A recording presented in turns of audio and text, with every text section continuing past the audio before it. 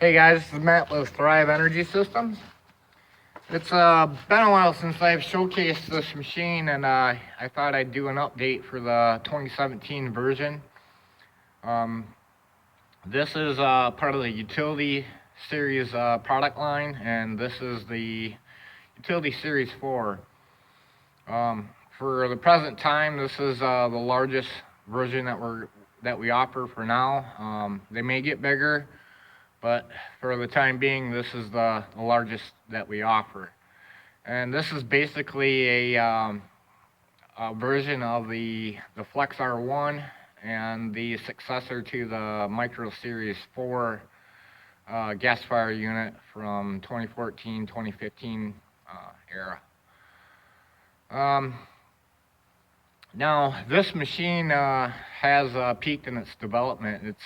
This is the final design revision. I don't see anything more really changing on it. The automation package is going to be standard on all utility series. That's the gas fire manager system that includes the grate and hopper agitator. Other than that, we've streamlined the chassis. It's a lot more heavy duty than it used to be. We have a sleeker hearth design, and the overall layout has changed just slightly. We just kind of rearranged the filters. We extended the tank out 2 inches so that we could put the filters in line. Just looks a lot better.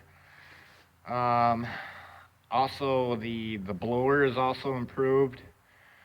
We use a GM smog pump, and it's stood the test of time. So it is quite powerful, and it's just a better solution than what we've offered in the past. So we've taken this machine a long ways, and as far as the core design is concerned, that part's done. There is going to be some more advanced development that'll happen here, but that'll be done on the Flex R1 version, and there's going to be a lot going on there, and just too much to go over right now. I just wanted to feature this machine. I'm going to go over the startup procedure, flaring it off, and then engine running, and then just for fun, we'll put a 1500 watt load on it. So I'm gonna grab you guys and take you over to the machine. Guess the first thing we'll go over is the ash clean out. You got a physical door. There's no port, with a pipe cap that you gotta take off to clean that out. You got an actual door. You just unscrew the handle, and then open the door, and if you have a little scooper or something, you just scoop out the ash. And the same goes for the cyclone clean out.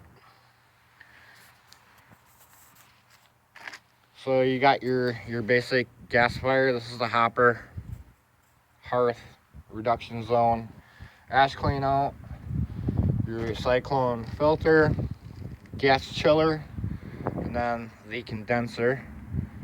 And then here's your controls. You got your blower on off, and then the grate manager system. Inside of here, if you want to control those times, there's timer boards inside. You get instructions on how to adjust that. They're pretty easy to follow, and the controllers, those timer controls are pretty easy to program. This here is the grate actuator, and then this here is the hopper agitator. This here on the back is your flare tube, and this is the gas out of the gas fire, and then you got a gas shutoff valve, and then this adapts to the 8750, which I'll go over here in a minute. You got your your handle for tugging this thing around. It's another nice feature of this machine. It's on 4 wheels. It's really easy to move. So you could take this to your application and then store it when you're done. Here's the high output blower, and then here's the shut-off valve. So that's basically it. One thing that has disappeared is the ignition port. Used to be located here. That is now in the hearth. So you only got one cap to unscrew. You light it, and then that's it. It's lit and it's going. You have to excuse the puppy. She don't like being alone there in the office. Okay, so here is the 8750. If you were to purchase this from us, already pre-adapted with our electronic mixer controller. This is a Harbor Freight Predator with the I think it's a 13 horsepower engine. They say it's an 8750, which it might do, but they're really pushing the limits with that. So I don't offer this. I don't try to market it at any higher than 3 kilowatts.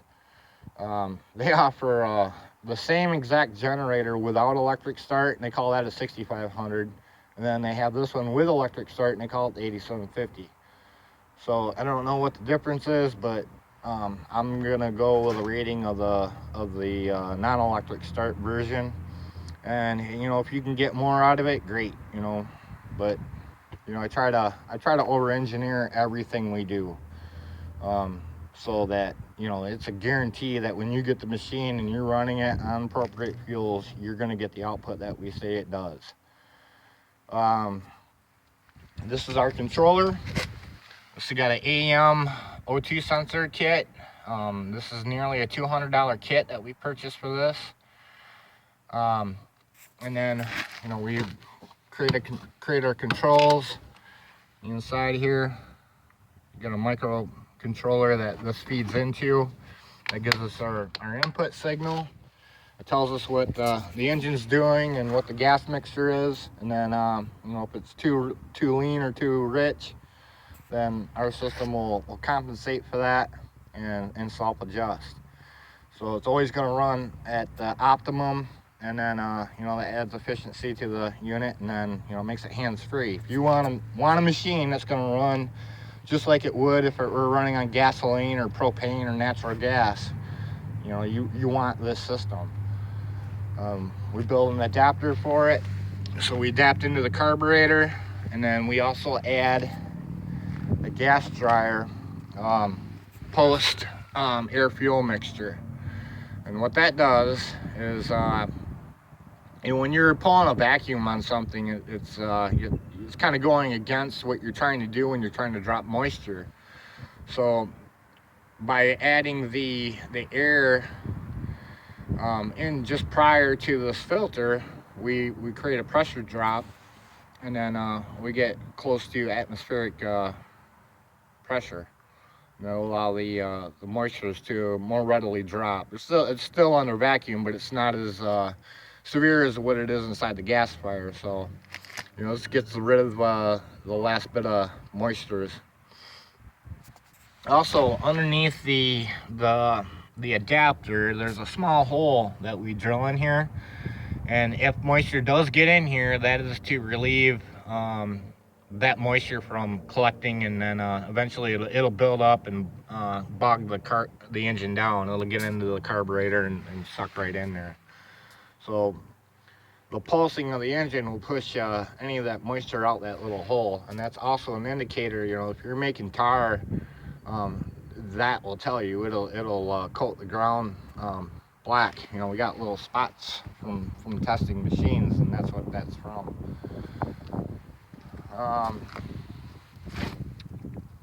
So you got a drain port here, and then there's the electronic mixer valve. It's all gear drive. I'm off a servo, and then you got your quick connect couple there for the gas inlet. So that's basically it. We we purchase the generator, we'll either mail order it, pay for the shipping, and then we also buy the wheel kit, you know, so we unbox it, install the wheel kit, and then we build all those components and set this up. And then of course we do test everything too, so we got quite a bit of time involved. I guess the next thing is to do the startup. So basically what I'm going to do is I'm going to turn on the blower and the gas fire manager system, and then basically put fire to it. There's inside there, you won't be able to see it, and even when if you were to see this live, you wouldn't be able to see the jet because it's actually tucked up higher than the inlet of this air intake. And that's because there's a set height inside of here to for the oxidation zone. So it's a little higher than the ignition port. Plus, you don't want a direct shot, you know, otherwise that jet will take in more air than the other jet. So it's to help even make the pressure inside there more even.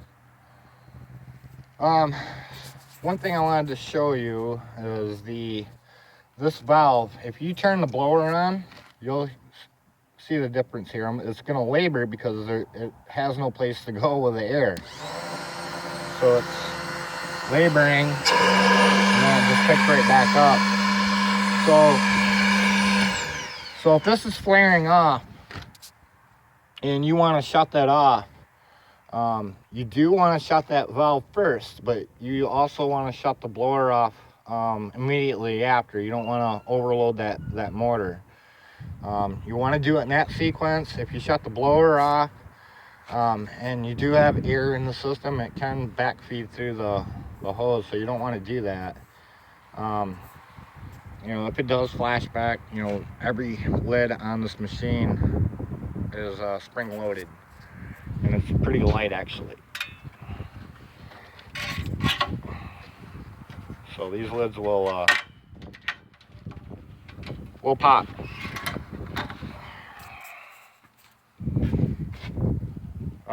So yeah, there is a bit of pressure, but you know, the system needs to be sealed. But yeah, you know, additionally to that, you know, this is these lids are 5 years developed, so, and they do work.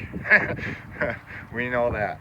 So nothing to worry about there. They're, you know, the machines are probably one of the safest on the market. I don't know of any others that have those features. Alright, so I guess I'm gonna set you guys back down.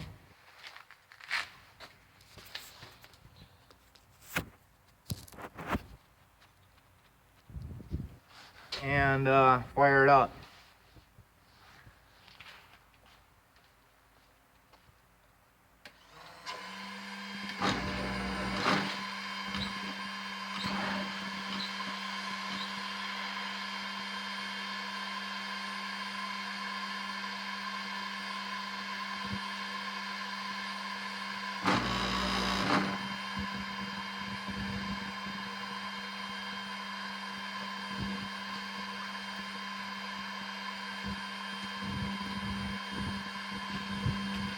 So this is actually the second run I've done on this machine. I fired it up yesterday and did the break-in burn-in cycle for the machine. So I have no idea how fast it's going to light up. Hopefully it'll light up pretty quick.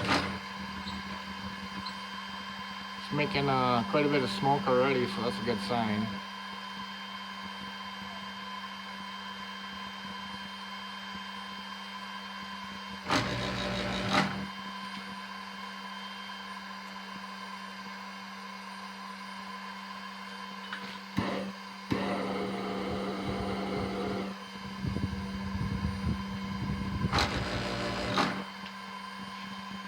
Not there yet.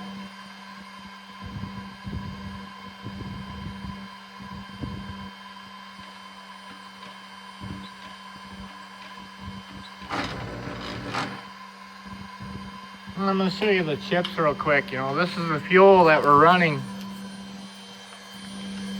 I'm going to get a pop can so you have something to compare it to. So there's a pop can, and then there's the wood chips. I set that up because once I do get this in the engine load, I'm going to dump it in the hopper, because I get asked this question, can it be refueled on the fly? And yes, of course. Especially with a fuel mixer control, because you know, basically what happens is when you open that lid, you get an air blast in there, and that changes the parameters inside the gasifier, and all these processes change. And the gas mixture, or your gas flows, or actually the density in the gas flows can change. And if you don't have automation to compensate for those changes, then your engine will basically stall out on you.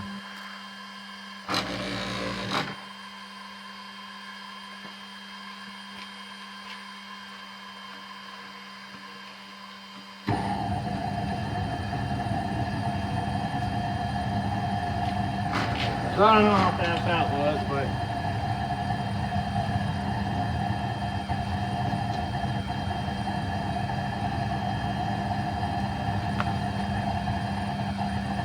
so I'll take you around the other side there so you can see it.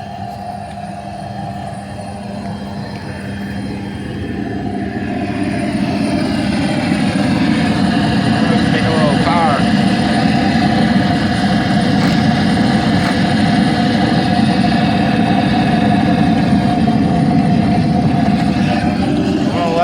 For a little bit. We'll let that clear out. We don't want to run that in our engine.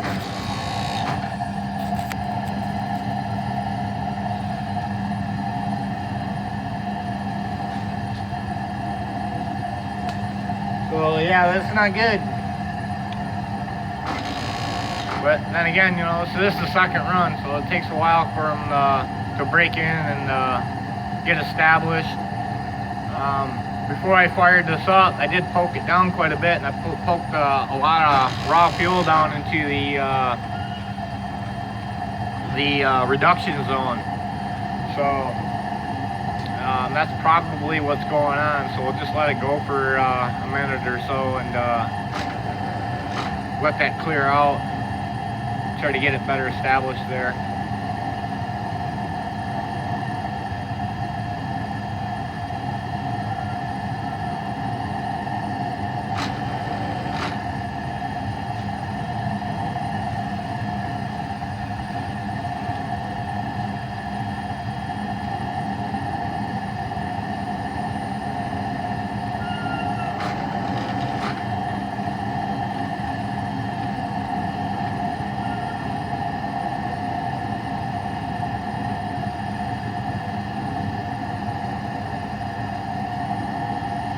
I guess that didn't take long. I'm gonna bring it back around there so you can see.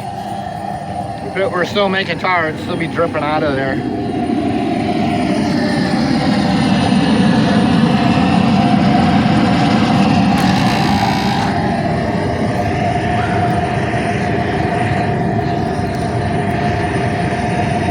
I'll mount my camera. Plus you can see little streaks flying out. That's basically the tar igniting condensing coming out of the flare tube. So it's another indicator of tar.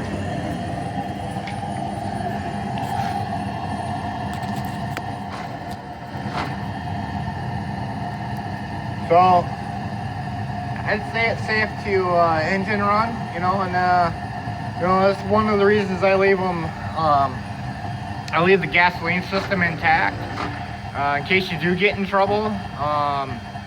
You know, you can go back to a gasoline run and run it for, you know, if you ever see tar, you should run it on gasoline for at least an hour.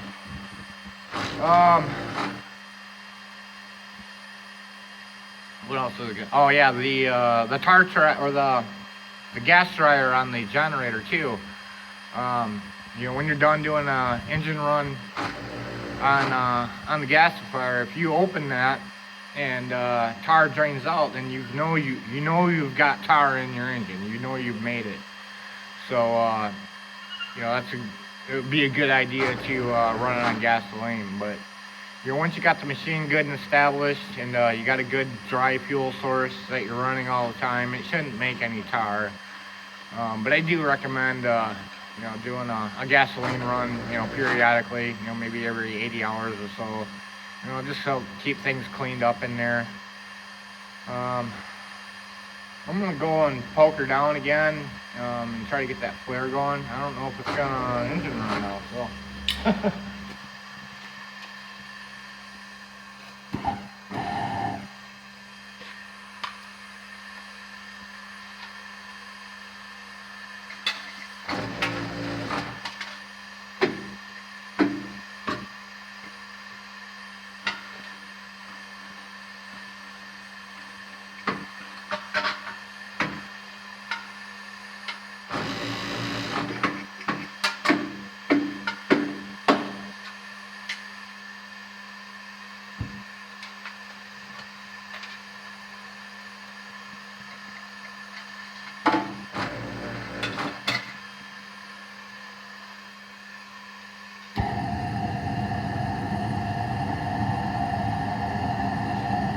Alright, so I just poked some fresh fuel down in there, and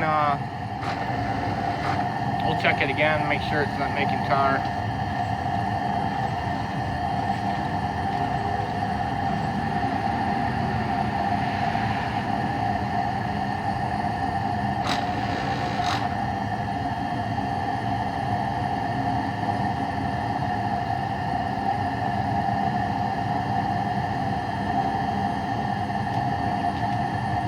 Alright, so I'm going to go ahead and shift it over to the generator and try to get it fired up. So I'm going to go ahead and do that.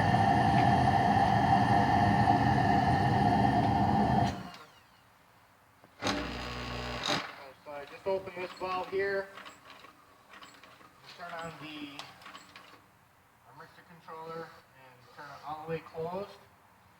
Keep the crank.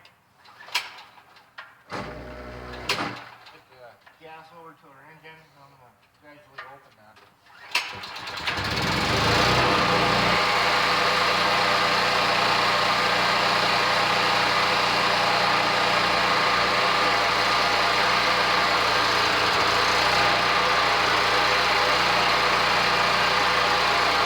And the last thing I did there is I just flipped it over into the automatic mode, and that's it. You're up and running. So what it's doing right now is it's adjusting itself right now and getting into the parameter zone that it wants to be in. Give it a few minutes. Let it get good and stable before you really put any load on it, and then it should be good to go. Now you can see some smoke dissipating out the intake valve. That's from the engine pulsing. When a machine is good and established, you shouldn't see a lot of smoke, if any at all. So this machine's still got some braking to go yet, but it's doing pretty good considering it's the second run. It's got maybe 3 hours on it. So I'm gonna go ahead and throw that load on it.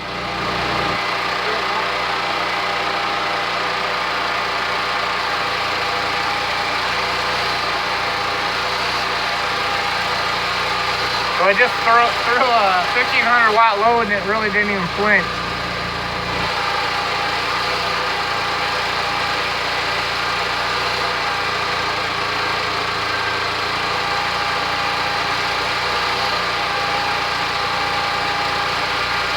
So yeah, really that's basically it. It's pretty simple to operate. Oh, she just got really lean. Now, without the electronic fuel mixture controller, if you were trying to do this with a ball valve, it would have just stalled out right there. So, there's our mixer controller readjusting, and your you're back and going. It didn't stall out. You're not over there cranking the thing over. Like I said, you do gotta give it some time to get everything warmed up. Once it gets warmer, that smoke that you see coming out of the carb mixer, that'll go away. Once you don't see that anymore, then you'll see it run good and stable. I'm kind of limited to what I can do with YouTube videos, so that, and you guys don't want to be hanging around watching my videos all day long. So I gotta try to keep them kind of short, but yeah, it'll do this all day long, as long as you keep fueling it, and that's something I wanted to show you now. It's not really running long enough to do this, but I'm gonna give it a shot, so here we go.